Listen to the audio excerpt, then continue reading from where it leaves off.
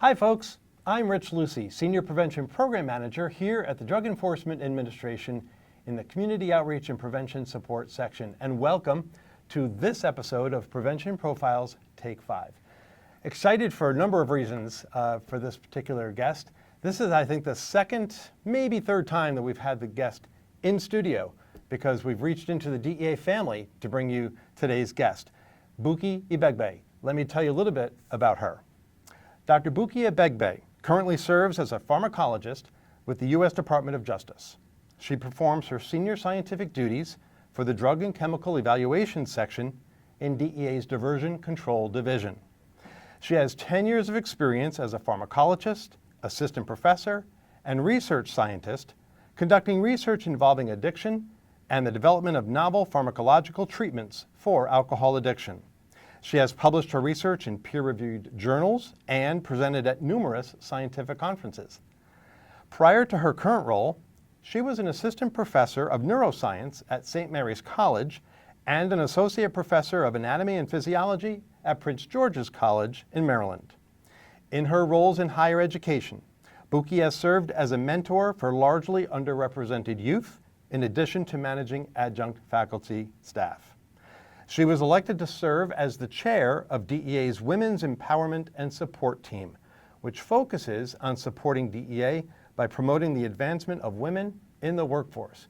And with that, Buki, welcome to the podcast. Thank you for having me. I'm excited. Yeah, absolutely. And I'm excited too because of what the main topic we're going to talk about, which is drug scheduling. I'm envisioning this as, we're pulling back the curtain, if you will, on what many people don't understand the process. They have myths and misperceptions and just don't understand how it all works. So we're going to dive right in and have you start our conversation with a bird's eye view of the scheduling process for controlled substances. There's 3 types, right? Right. So I'll take a step back for a moment, right? Because when we're talking about drug scheduling, we would be remiss if we didn't talk about the Controlled Substances Act, right? So the Controlled Substances Act is the law that makes provisions for us to add, delete, or otherwise change the placement of drugs or the control status of drugs. Mm-hmm. And so it provides kind of a strict legal procedures, mm-hmm. right, that we have to follow in order to schedule any drug. And within its framework, it also provides for roles, I should say, for law enforcement, which would be DEA, mm-hmm. As well as roles for the scientific and medical community to put in their own information so that substances can get controlled. Right. So after that, then we can talk about the types, right? Mm-hmm. And so the different types of ways that we can schedule drugs are there's 3 main ones, but there's like 6. Okay. Okay, so the 3 main ones that you probably know of are formal scheduling, right? And mm-hmm. then we have temporary scheduling. After temporary scheduling, we also have scheduling that goes through the legislative process. Mm-hmm. We have scheduling that goes through the international control process. We have scheduling that also is part of the controlled substances analog provision. Mm. So sounds like a lot of variations on a theme. There like are a lot of nuances. Exactly. And so for the formal process, this is kind of the traditional way that we would control drugs. We do there's always a role for HHS and other scientific members to provide information for us that we also utilize. So that process is, it has a level of consultation mm-hmm. between multiple agencies, as well as the emergency schedule. So emergency schedule in that way, it is what it sounds like, right? Mm. We identify a substance and we find it that it is maybe causing imminent harm, that it's a threat to public safety, that there's risk to public health, and we find other adverse issues associated with it. Then we can quickly or quickly, right? Right. As quick as it could possibly take, Right. right? Try and schedule that drug for a limited period of time for 2 years until we receive a formalized recommendation from HHS. And then you have the legislative process that involves Congress. So Congress can enact a law, and then the drug can be scheduled through that channel. We have the controlled substances analog provision, which allows us to analyze or assess substances based on their similarities to other known controlled substances. And if they're similar enough in pharmacological nature and in chemical structure, then the substance can be considered controlled, as long as it was being sold on the street as, like it works as a controlled substance. And so those are kind of the major types of control. So if we take some examples like fentanyl, and I don't know if it was fentanyl per se or the analogs, didn't that go through emergency scheduling or in some respect? So yes and no. So Okay. we do have the group scheduling of fentanyl-related substances, Okay. right? But you can also emergency schedule Okay. a lot of the fentanyl-related substances. So we also have things like isotonitazine was emergency scheduled, and a lot of the nitazines right now. The zines, as I call them. Exactly.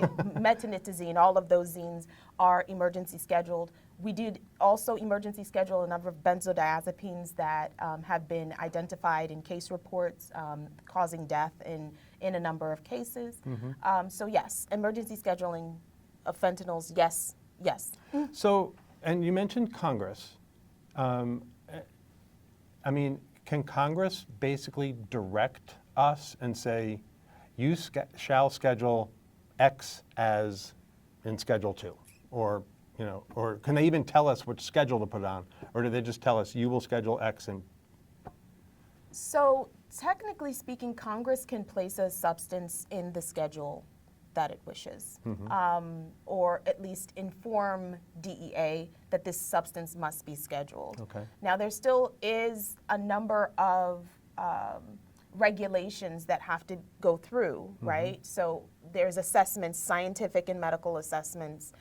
DEA has a number of scientific, members that also have to play a role in making that decision. And then ultimately the administrator, right, creates, places the substance under control. Okay. If it's, I hesitate to use the word typical because there's probably so many, ways for it to be atypical, right, in the scheduling process. But if it was the formal, like normal scheduling, what's the time frame usually look like? Is it like a year, 18 months, give or take? I mean, what's the estimated time frame usually look like? So this number has changed over the years, obviously, because there are other bureaucratic steps imparted into the process. Right now, the average is for formal scheduling is looking like around a year and a half. I would say a year and a half, 2 years would be the time frame for a formal scheduling process. Okay. So let's get into some of the common misperceptions that people have about the scheduling process. I mean, from where I sit and when I read in the news or hear on, the news on TV, I don't know, I think one of the misperceptions might people think that we've got like this magnetic board with all the substances on them and the 5 schedules. We just pull one like a refrigerator magnet and move it over to another one. But what are some of the common misperceptions in the work that you've done that you've heard? I love this question. I absolutely love this question because I hear this all of the time wherever I go, whenever I talk. People conceive of this drug scheduling process in general, from what I have heard, as kind of an arbitrary process, very similar to what you just said, right? Is that it's arbitrary and that it doesn't involve any scientific information, or there's no scientific backing for the decisions that are made, and that could not be farther from the truth, right? So me, obviously, I'm a PhD in pharmacology, and we have a number of pharmacologists whose job it is to analyze adverse event reporting, case reports, pharmacological data, etc., in addition to us having chemists there to aid us in this entire process. So this process is neither arbitrary, as we've already talked about the CSA, and everything that we schedule has to be legally defensible, right? That's the anchor. That's Like the anchor. CSA right. is the anchor. CSA is the law that we must follow. And under the CSA, there are provisions and roles, as I said, for both DEA and HHS. The other part of this arm is that DEA must consult with HHS, right, in order to obtain a scheduling recommendation for any substance. So it's not, whether it occurs as an immediate consultation or it occurs after emergency scheduling has occurred, there is a level of consultation with HHS, and then HHS in turn obtains data and information from FDA and NIDA to inform their scientific basis. And then they, once HHS has compiled this data from FDA and NIDA, they then transmit the information to DEA, and DEA assesses the information and does our own independent evaluation with our own independent scientists, and then a scheduling recommendation is reached. So this is another reason the process is kind of long, because it involves a number of scientific professionals, legal professionals, etc. In the process. So it's neither arbitrary nor does it completely negate scientific backing. So I know I've heard, tell our viewers, one of the reasons I wanted to invite Buki onto the podcast was you did a briefing for our staff back in December. You presented last month or so at CADCA's National Leadership Forum. And I think the more we educate people about the scheduling process, as I said, it draws back the curtain, right? So people understand it's not an arbitrary and capricious process. When I heard you present and you did the briefing for us, you talk about the 8-factor analysis. So within HHS, Health and Human Services, there are the two main components, FDA, Food and Drug Administration, and NIDA, the National Institute on Drug Abuse. And then you have DEA, so Justice. So you've got two federal agencies involved in this whole process. That's right. So what I heard you just say is HHS agencies or components will do their own analysis based on the science. That's right. And then they'll feed that to us, and then that triggers our own analysis? That's right, our own independent scientific analysis. And then, once we compile that information, and we have these, as you said, 8 factors, right? So our scientific analysis will involve we will look at the pharmacology of the substances. We'll look at the scope, duration, and significance of how long the abuse or misuse, I should say, of these substances have been going on, and a number of other factors. And those factors are always the same 8 factors we use to analyze any drug that we consider putting under control. No, I know another part of the scheduling process. There is, I don't know if it's always, but I remember from the different types of scheduling processes, there's the public comment period. Right. So, you have two federal agencies doing their own analysis, but the public also has a say in this. Can you talk a little bit about that, how that works? Right. So there is a public comment period that gives individuals the opportunity to provide their information or comment regarding whether what they consider is necessary for control for a particular substance. And many times there will be obviously a notice of proposed rulemaking that is published initially, and then there's a comment period. And then after the comment period closes, and possibly a hearing, by the way, because individuals can request a hearing too if they would like their opinions heard on a larger scale. And then there is the consideration of those comments and opinions, and then drug scheduling occurs. So yes. So I know from over the course of my entire federal career, which viewers know, as I've said many times, started with Department of Education in 1999. I'm familiar with public comment periods from a grant-making perspective. Like DEA is not a grant-making agency, but at Department of Ed, if we were to release a new grant, we would have a public comment period first to, hear from, I see. the constituents.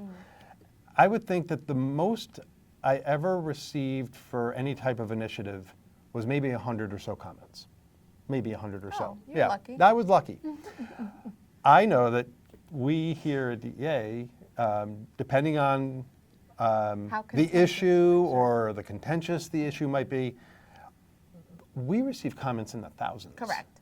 I think, if I remember correctly, when both SAMHSA and DEA together were extending the telehealth guidelines, I think I heard 16,000 comments, which just blows my mind. Yeah.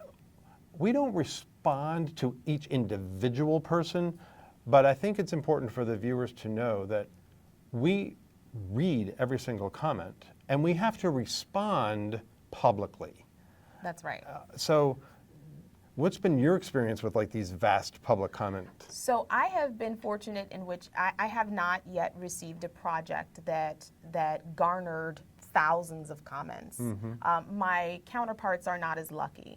Now, regardless of how many comments we received per project, as you said, every comment must be responded to. And so there are, ways to kind of combine similar comments and refer to Topically. topical. And then there are ways to, when you have less comments submitted, then you can actually respond to individuals. And Never by name. right, It's of always course. just It's by, an anonymous, but we process. received a comment from someone who said we should do X. Absolutely. And then we respond to that. Right.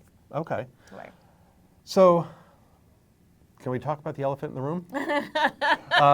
We're going to just use it as a real life example, and we're not getting into any like specific details or anything. But let's talk about marijuana, cannabis, and use it as a current example. It's in the news. It's it's just out there, and I think it's great that we can just talk about it as an example. So, can you walk us like through what that scheduling scenario looks like since HHS made its recommendation that it be rescheduled? Now, earlier you had said there are 3 ways. You can either deschedule it, which means take it off, and then, or you can reschedule it, move it from one to another, or it gets placed for the first time. Right. Right. Okay. So HHS has made its recommendation it be rescheduled. What happens now? What, kind of what's the process? So the process with marijuana is the same as the process with any other substance once we get a recommendation from HHS, right? So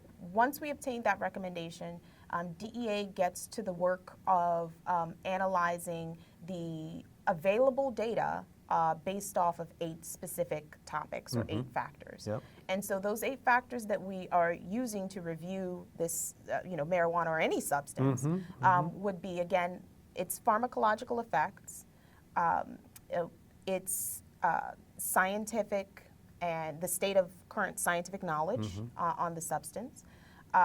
We look at its actual or relative potential for abuse. Right. We look at its, whether it's marijuana or any other substance, we'll look at the risk to public health and safety. We'll identify whether the substance produces any type of physiological or psychological dependence liability. We'll look at the significance, the scope and significance of abuse that has occurred with the substance. And I think I said the state of scientific knowledge. Right. And then we compile, once that information is compiled and that document is written, that 8-factor document is written, it's reviewed through our internal process. And ultimately, the administrator will make a decision on where to place it, or where to change it, or whether to remove it, or whatever it has been done. So again, as I've said before, these are 2 independent agencies, right? And independent analyses, like Correct. their own 8-factor analysis. That's right. That's right. And so it's in its process, and we've received, and we're in the process of writing that recommendation. Does the public comment period play at all in this? in this potential rescheduling or this issue? That is an unknown right now. Okay. That is Yeah. that is an absolute unknown right now. Okay. I mean, I just think it's important for people to, again, going back to, correcting misperceptions and really the issue of transparency and, by us even doing this podcast, just to help people understand the process. We don't want it to necessarily feel as if it's behind, this shroud of secrecy, Right. Which I think then lends itself to this idea that it's a whole arbitrary process, Right. which, as you have explained, Yeah. that's not the case. It cannot be, no. Yeah. No. Okay, so right now it's a, wait and see. It's a wait and see. As HHS has done their Part. Their part, and now DEA is doing its part. That's right. Which is that 8-factor analysis. That's and right. that can take anywhere from like 3 to 6 months sometimes. Absolutely. Okay. Absolutely. I mean, it's not like, we're going to be done in a week. No, It never happens that way. because we have to take into account, as I said, not only those 8 factors, it was long to even say it versus, not to talk of course, compiling the data for each of the factors, right? And I didn't also mention that the last factor that we always look at is whether marijuana is an immediate precursor to any currently scheduled substance. Okay. So there are all of these different topics that we have to compile: adverse event reporting, case reports, all of those things, and then our document is produced. Okay. So let's really switch gears. We've talked about, the scheduling process, and we've used, fentanyl as an example and marijuana as an example. Let's now switch to you. Yay. Love to talk about you, right? What fueled your passion to go into this line of work with DEA? So everybody has a story, right? Everyone has a story. My story is very sordid. I don't know any people who, were 10-year-olds, woke up in bed one day and said, "Hey, Mom, I want to work for the DEA." It's not usually a straight, direct path. Right. With me being a scientist, it's almost unheard of. Right? While there are a number of scientists at DEA, I'm one of few, right? Okay. So of course there are plenty of chemists that work in our field divisions, high chemists. They're in the labs. They're in the labs. Yep, They're doing right, all yep. the good stuff, the Yep. good chemistry Especially stuff. around fake pills Right, and illicit exactly, fentanyl. And, exactly. There's right? plenty of us. But as pharmacologists, there's even fewer, Okay. right? And so I think I started my career, right, as you read in my brief kind of description in the beginning, I started my career as a professor, right? And so I was a 25-year-old. I had just come out of my master's program. I did a master's in medical sciences. And I was like, I think I want to teach, because I enjoyed kind of teaching in my little, study groups and things. So I was like, oh, maybe this is my thing. And so I went into teaching at 25, and I absolutely loved it. I absolutely loved it. So it was what you were hoping for? Or it was thought- absolutely okay. what I was hoping for. And I was like, okay, this is the end of my life. Like, I'm good, right? I'm just going to teach forever, and this is perfect.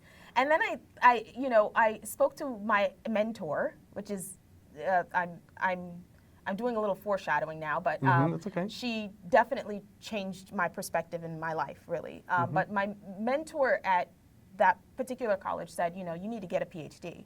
And I said, oh, okay. I thought I was done with school. Right, right? I'm done with all that. So I went back, and while I was working as a professor full-time, I did my PhD at Howard University in Washington, D.C. And I was like, okay, great, I have my PhD, I'm going to go back to teaching. And I went back to teaching at St. Mary's College, and I received a message one day from a contractor, and the contractor said, well, DEA is looking for a pharmacologist. And I was like, what? DEA doesn't have pharmacologists? That's crazy. I thought it was spam. And I responded to the email, and sure enough, DEA was looking for pharmacologists. And I was one of them, and I was contracting and then converted to government. Now, it's interesting, though, my position now at DEA kind of combines my love of, my intrigue about how drugs and substances affect the brain, how they change the neurochemical milieu of the brain, and they affect our behavior. So that was my second passion, right? Understanding how drugs really change us. And my interest, my intrigue into pharmacology was also based on kind of seeing and watching individuals. Different people respond to drugs differently, right? So some people can take a particular drug of abuse and have a very easy time quitting. Other people can take a drug of abuse and literally die from the substance despite having many attempts at cessation. And the difference in these two people are a lot. There could be very many, but for sure, one of the differences are their neurochemical framework. And that's kind of what pharmacology kind of teaches us about how the neurochemical environment changes a person's ability to perceive and reason, and a person, and it could change one person one way and another person another way. So DEA, interestingly enough, combines the two for me, my love of teaching and training, because we do a lot of contrary to popular belief, we do a lot of capacity building in other countries. We do a lot of emerging trends training. So we train law enforcement in other countries regarding what types of substances or drugs of abuse they could be seeing, if they're a transport country, if they're not a transport country, those types of things. And they in turn give us information about what's going on in their respective countries. So DEA gave me the opportunity to teach and train, as well as gave me the opportunity to do what I love to do, which is research drugs and understand how they work. So I think that answered the question. Yeah, it absolutely did. Okay. I zeroed in on the whole, the brain issue, because, I've been in this field for a long time, but we as a field really latched on to findings out of NIDA, now going back for at least 15, maybe 20 years, about the adolescent brain development, and the fact that it's not fully developed in females until around age 21. And, for the guys, takes us a bit longer. It's not till age 25. And that actually had an impact on the prevention space and the messaging that we were giving and our understanding of youth and young adults and their ability to tolerate or not tolerate what they were putting into their system. I think that also goes to what you were saying about how, two people could take the same drug and have very different reactions to it. Right. So the brain development really has had the research and science around that has had a real impact. I think on the prevention work. Absolutely. And then also, trauma during those types of early development also changes an individual's,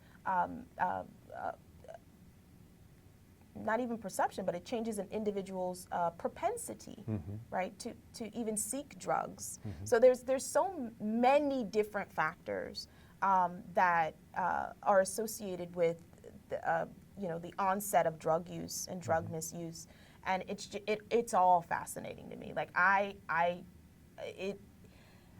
it's unfortunate that more people don't understand that part of it. I think there's a very big lack of information in that regard. But yes, science has brought our awareness about particularly developmental changes surrounding drug abuse.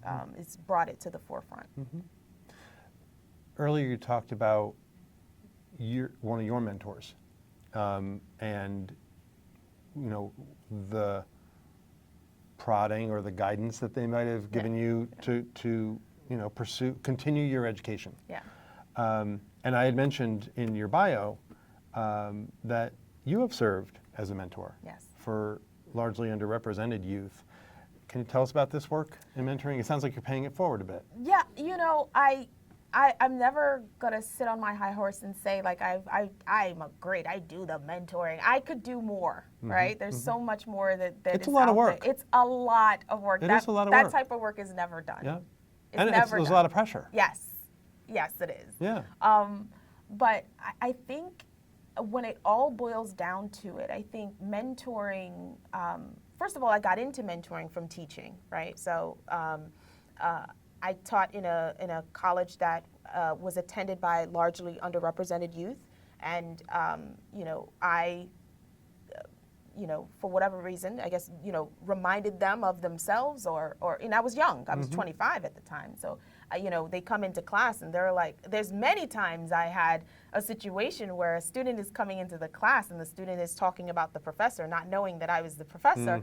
And this, I heard that, she's this or she's that. And I like to sit in the seats and kind of like wait and see, like, what are they going to say about me this year? Right. Like, so it was cool to kind of be amongst people who, were of the same age range and had similar wants for their lives. And I think mentoring is, as I was tried to allude to before, mentoring is really just about providing a safe space for someone, for a young person. It doesn't have to be a young person, but for anyone, right? To provide a sounding board, right, that they can bounce information off of, and also to be almost a reflection of what they could do or could be. Not that, there's a level of role modeling, right, and leadership involved in mentoring. And so I got into the mentoring program at one of my colleges, and then afterwards, when I went to Howard, I did Sister Mentors, which mentors underrepresented youth who are attaining or attempting to attain the PhD. And so, there are a number of obstacles that are specific or particular to underrepresented minorities, particularly those trying to attain a PhD in a science. And so mentoring is kind of sometimes just kind of sitting there and listening, like I said, like it's, and then providing maybe an objective opinion about how to go about a particular, a particular path. And I just enjoy it so much because I think teaching and mentoring is one of these things, right? So everyone has had a teacher or a professor that has been so horrible that they make their, a great passion of theirs, like, unpalatable, right? And everyone has had that teacher that has been a good teacher, and a good teacher can change your perspective, right? But a great teacher can change your life, right? And I think the same about mentors, right? A great mentor can change your actual life. And I take that job extremely seriously because there's so much need. And if people, if mentoring was more of, a necessity in colleges and universities, and it would really change the outcome, I think, of a lot of students' lives, especially people who are passionate about it. I've talked about diversity issues and just inclusion when it comes to prevention work and such.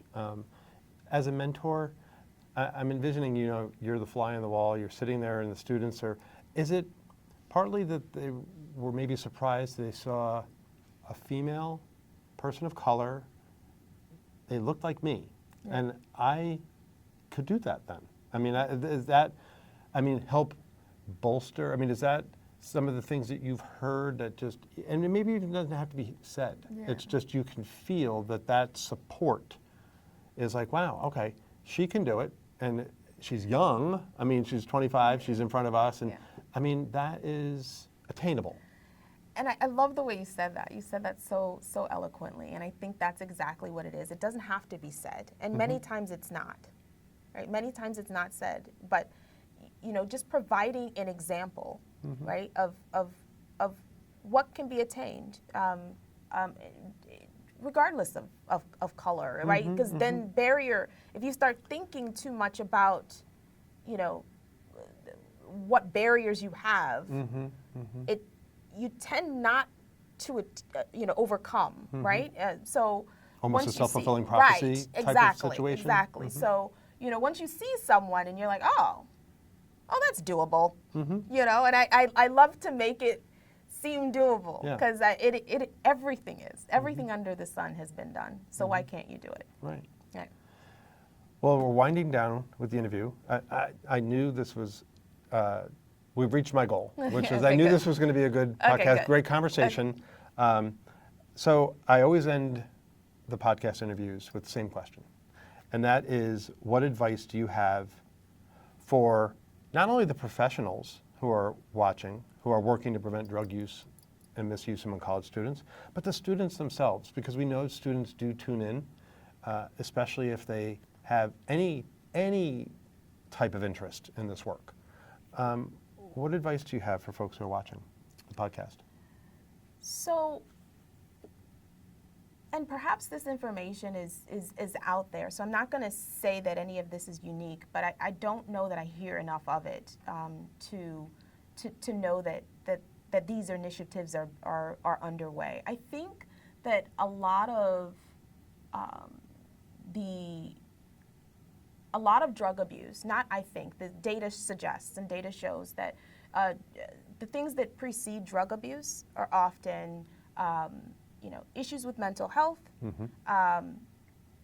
but more often issues with trauma, right? And then even more often issues with trauma during childhood, right? The adverse childhood right. experiences. ACEs, right? So those adverse childhood experiences are extraordinarily detrimental to a person's psyche. And I think that more focus on these types of issues, particularly more funding at the student health level, right? Where students can kind of help, people can help students identify these things, because you go through your entire life and you have these traumas and you kind of move on, right? Because everybody kind of moves on. You think, or so you think you do. But what happens with drugs, and what part of my fascination, right, is that we use these substances to do kind of a chemical, what I call a chemical vacation, right? So we can get out of our lives for those moments that chemical is working in their body, right? And the problem is maybe is more the underlying issue, right? The self-medication problem, right? That many people face, and whether people in college or people out of college. And I think that an increase in focus in student health and student life could really change the game as far as how students either initiate drug use or drug abuse, or whether they initiate drug use or abuse, because a lot of times there's no mirror set in front of them where they can see themselves and say, oh, okay, this adverse experience, whether in my childhood or even adulthood, right? Sexual abuse, physical abuse, all of this harm that's being done. It's okay to talk about it. I can talk about it in this safe space, or what? I don't have to use chemicals to mediate, to lessen the impact of it in my life. And just to see how prevalent trauma is, right, in everyone's life, right? It's some level. I think it would be helpful for students. So I think prevention really starts with getting down to the reason people are even taking these drugs in the first place, rather than, don't take drugs, or there's not going to be kind of this, cessation doesn't start with, oh, I saw a message on TV and so I won't take drugs, right? It's more about, oh, this person connects with me, right? I understand now why I'm taking the drugs, and now I can stop. So those, nothing is as easy as said, obviously, but I think that's where it should be. I'm glad you raised it, because while we're in the prevention field, we use the word treat.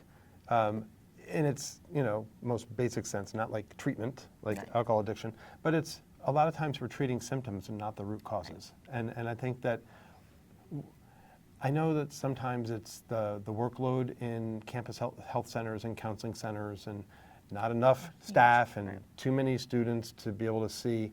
But I think that there has been a lot of work done around ACEs and trauma. Right. And I think that, I think we're getting there. I think as people do look at more, because more and more students are coming to campus Right. with Right. these identified Right. situations. So we are identifying them, and I think that that's really helpful that we get to the root cause, not just the symptom. Right. So Right. I'm glad that you raised that. Right. Thank you so much You're for welcome. doing this. I had, tried to tell you early on it was going to be conversational. We'll have a good time, and like I said, I always set out a goal for each guest, and the goal was achieved. Again, for me in the scheduling process, it was just being the transparency and drawing back the curtain and explaining it for folks, and then talk a little bit about you and your connection to higher ed and the mentorship, because I just think that's great. Because we need to do that. Yeah. I mean, it's the people coming in behind us, Right. right? It's the students, the youth and young adults coming in behind us, so we need to bolster them up. So I'm glad that we're part of the DEA family together. Yeah. So thank you so much You're for welcome. being here. You're very welcome. And to our viewers, I thank you for tuning into this episode of Prevention Profiles Take 5. You can watch all of our previous episodes on campusdrugprevention.gov. And so with that, I'm going to say thanks again for watching, and have a great day.